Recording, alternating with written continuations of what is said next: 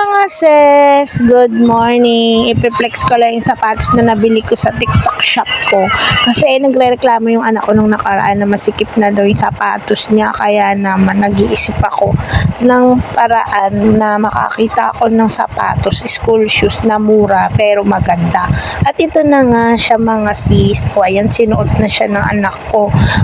Ang ganda daw sa paa pero alam niyo ba yung halaga niyan? 100 plus lang mga sis. Kaya kung ako sa inyo, order na kayo sa TikTok shop ko. Nasa comment section yung link. Ayan. Tinitignan ko nga yung anak ko, nakatalikod siya. Dati, karga-karga ko lang. Iniheli ko pa. Ngayon, nagbibinata na hindi ko na siya basta-basta makikis kasi nagre-react na siya. Ang bilis talaga ng panahon, no? Parang kailan lang. Sabi niya, bye-bye ma, bye-bye din anak.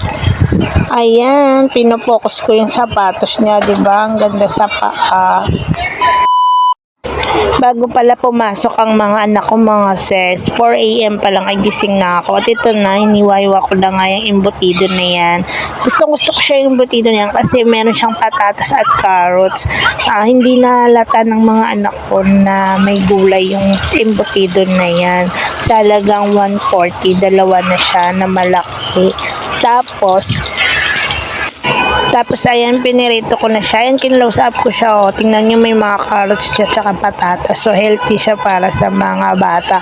Hindi kasi sanay yung mga anak ko sa gulay kasi spoiled sila sa lola nila nung buhay pa yung lola nila kasi laging pritong manok, pritong baboy. Kaya tinuturuan ko silang kumain. At yan, dinahandaan ko na hindi halata malasahan kasi hindi nila yung gulay.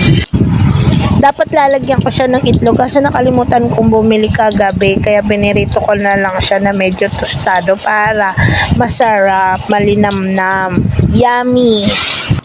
Ang hirap talaga maging working mom. Isipin mo 4 o'clock ng umaga tapos papasok ka pa ng 8 sa trabaho tapos pag uwi mo ulit sa bahay ganito ulit gagawin mo, mag-asikaso ulit ng mga anak.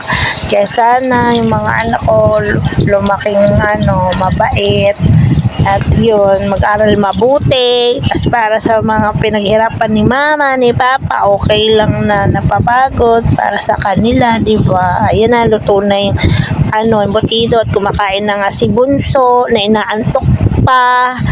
Mapikit-pikit pa yung mata habang nagsusubo-subo ng pagkain. Si kuya naman, ang hirap gisingin, kaya wala pa dyan, pero may kanin na siya. Ay, Diyos ko po. Hirap. Okay, sige na mga sis. Bye.